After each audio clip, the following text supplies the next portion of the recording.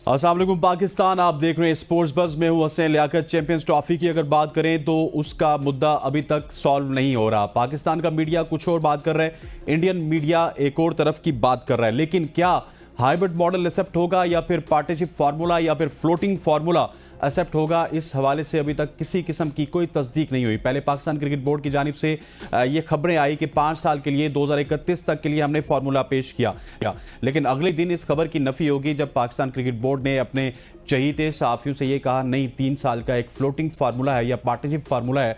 उस हवाले से बात हो रही है, लेकिन दाल में बहुत कुछ काला है और दाल इस तरह की काली है कि शायद ये इंडिया के हक में भी फैसला हो सकता है। अगर बात की जाए पाकिस्तान क्रिकेट की, तो क्या पाकिस्तान क्रिकेट बायकॉट कर सकता है चैंपियंस ट्रॉफी 2025 का? इस हवाले से मेरा ये मानना है कि पाकिस्तान इसका मुतहम्मिल नहीं हो सकता। पाकिस्तान की बात कीजिए तो पाकिस्तान ने स्टांस बहुत अच्छा रखा, उसकी वजह से पाकिस्तान की तमाम तर बातें टेबल पे बैठ के सुनी गई। लेकिन उस मीटिंग में कुछ ना कुछ लचक दिखाई है मोहसिन नकवी ने, जिसकी वजह से मीटिंग अभी तक दोबारा नहीं हो रही। और कहा यह जा रहा था पाकिस्तान मीडिया की जानिब से भी कि जे शाह अपनी तकर्री से पहले चैंपियंस ट्रॉफी का मुद्दा हल करना चाहते हैं। लेकिन क्या हुआ कि 15 मिनट की मीटिंग हुई, उसके बाद 24 घंटे बाद ही जे शाह आईसीसी के चेयरपर्सन बन गए, चेयरमैन बन गए, लेकिन मुद्दा हल नहीं हुआ। मतलब कि कहीं ना कहीं पे in between the lines Mohsin Naqvi साहब ने की गारंटी दी है कि चाहे इंडिया जो भी करे, पाकिस्तान जो भी करे, हम ये चैंपियंस ट्रॉफी खेलेंगे। ब्रॉडकास्टर के प्रेशर में आके दी,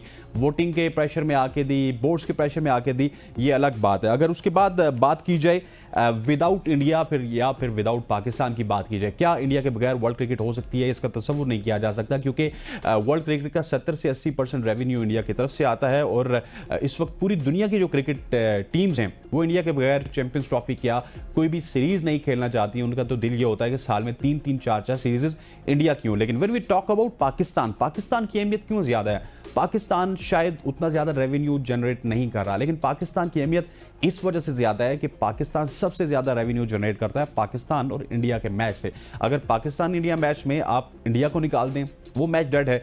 अगर पाकिस्तान इंडिया मैच में आप पाकिस्तान को निकाल दें तो वो मैच डेड है। कहने का मकसद ये है कि पाकिस्तान ने जो फर्म स्टैंड लिया था वो इसी बुनियाद पे लिया था। लेकिन क्या हुआ दुबई जाने के बाद, अबू धाबी जाने के बाद मोहसिन नकवी साहब को इस हवाले से मेरा ख्याल है कि तहकीकात होनी चाहिए। और मोहसिन नकवी साहब जो ये बयान देते हुए नजर आ रहे थे कि पाकिस्तान की इज्जत की खातिर हमें सब कुछ कर जाना चाहिए, सर नहीं झुकाएंगे, वही मोहसिन नकवी हमें ये बताते हुए नजर आ रहे हैं कि क्रिकेट की बेहतरी के लिए ये काम कर रहे हैं। तो क्रिकेट की बेहतरी का ठेका क्या पाकिस्तान ने लिया हुआ है? क्रिकेट की बेहतरी का ठेका क्या पाकिस्तान के जिम्मे है? क्योंकि भारत तो इस क्रिकेट की बेहतरी की बात नहीं करता। 2016 हो, 2023 का वर्ल्ड कप हो, इसके अलावा भी जब भी इंडिया जाने की बात हुई पाकिस्तान ने पहल की। किसी कमेटी का कोई इजलास नहीं हुआ था 2023 में।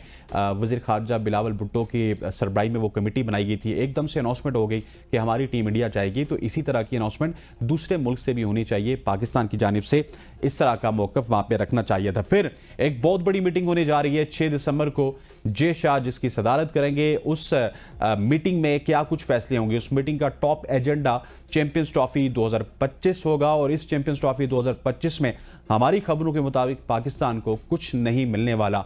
हमने इस प्लेटफॉर्म से तब तक पाकिस्तान क्रिकेट बोर्ड का साथ दिया जब तक पाकिस्तान क्रिकेट बोर्ड ने एक फर्म स्टैंड रखा, लेकिन अब पाकिस्तान क्रिकेट बोर्ड अपने फर्म स्टैंड से पीछे हटता हुआ नजर आ रहा है। और लग ये रहा है कि 2025 के चैंपियंस ट्रॉफी हाइब्रिड फार्मूले के तहत होगी। कोई फ्लोटिंग फार्मूला या पार्टनरशिप फार्मूला मंजूर होने के करीब बिल्कुल भी नहीं है। और दूसरी जानिब जब 2026 का T20 वर्ल्ड कप होगा तो पाकिस्तान इंडिया जाके खेलेगा। 2031 का बांग्लादेश में जब क्रिकेट वर्ल्ड कप होगा और इंडिया में क्रिकेट वर्ल्ड कप होगा, वो भी पाकिस्तान इंडिया जाके खेलेगा। इंडिया की साजिश यह है कि पाकिस्तान को फिलहाल सिर्फ 2025 की चैंपियंस ट्रॉफी के लिए हाइब्रिड मॉडल के ऊपर हाइब्रिड मॉडल के ऊपर पाकिस्तान को राजी किया जाए। और उसके बाद पाकिस्तान के ऊपर हम 2026 में भी प्रेशर डालेंगे, 2031 में भी प्रेशर डालेंगे और हमेशा की तरह पाकिस्तान पिघल जाएगा। इसके अलावा आज के प्रोग्राम में मैं आपको यह भी बताते चलूँ कि दौरा साउथ अफ्रीका के लिए बहुत बड़ी बड़ी चेंजेस आपको टीम पाकिस्तान में नजर आने वाली है। सबसे पहले अगर बात की जाए फखर जमान की, तो फखर जमान की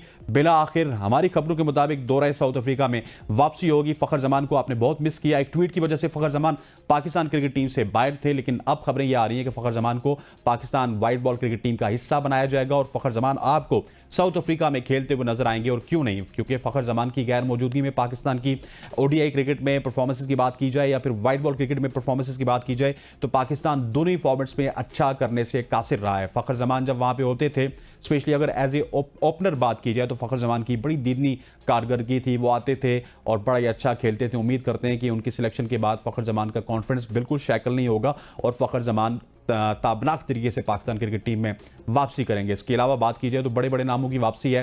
साबिक कप्तान बाबर आजम की वापसी मुतवक्को है। साबिक कप्तान शाहीन शाह अफरीदी की वापसी मुतवक्को है। इसके अलावा नसीम शाह की भी वापसी मुतवक्को है। अगर बात की जाए इमाम उल हक की, उस हवाले से भी खबरें आ रही हैं कि इमाम उल हक की वापसी हो जाएगी। और हाल ही में बहुत ही खूबसूरती से परफॉर्म करने वाले जिम्बाब्वे और ऑस्ट्रेलिया के दौरे में सुफियान मुकीम की वापसी या फिर सिलेक्शन, उनकी वापसी नहीं, सुफियान मुकीम की सिलेक्शन भी मुतवक्के है। और सुफियान मुकीम उनको सिलेक्ट क्यों ना किया जाए, ऑस्ट्रेलिया में भी बहुत शानदार उन्होंने परफॉर्म किया, स्पेशली अगर T20 फॉर्मेट की बात की जाए। और उसके बाद अगर जिम्बाब्वे के T20 फॉर्मेट की बात की जाए तो वहां पे भी सुफियान मुकीम की कारकर्दगी बहुत ही दीदनी रही। सुफियान मुकीम के स्टैट्स के हवाले से बात की जाए तो पहले उनके स्टैट्स के ऊपर नजर डालते हैं, जहां पे उन्होंने ऑस्ट्रेलिया के खिलाफ अभी कुछ मैचेस खेले और फिर जिम्बाब्वे के खिलाफ कुछ T20 मैचेस खेले। उन स्टैट्स के ऊपर नजर डालिए तो सुफियान मुकीम ने अभी तक 6 मैचेस खेले हैं। 6 मैचेस में 9 विकेट्स अपने नाम किए सुफियान मुकीम ने। एवरेज उनकी बहुत ही अच्छी है, 12.33 की, मतलब हर दूसरी ओवर में वो विकेट लेते हैं। और इकोनॉमी उनकी 5.84 की है। Quite brilliant economy in terms of T20 cricket. और बेस्ट फिगर है 3 for 20। हमारी दुआ है कि सुफियान मुकीम इसी तरह पाकिस्तान के लिए परफॉर्म करते रहें और सुफियान मुकीम को दौरे साउथ अफ्रीका में भी मौका मिले। और सुफियान मुकीम की सूरत में एक पाकिस्तान को बहुत ही अच्छा स्पिनर मिल चुका है और पाकिस्तान को इसको जाया नहीं करना चाहिए। खवातीन हज़रात, इन तमाम तर मुद्दों के ऊपर तफसीलन बात करेंगे। यहां पर वक्त हुआ चाहता है एक शॉर्ट सी कमर्शियल ब्रेक का ब्रेक लेते हैं, वापस आते हैं। Stay with us.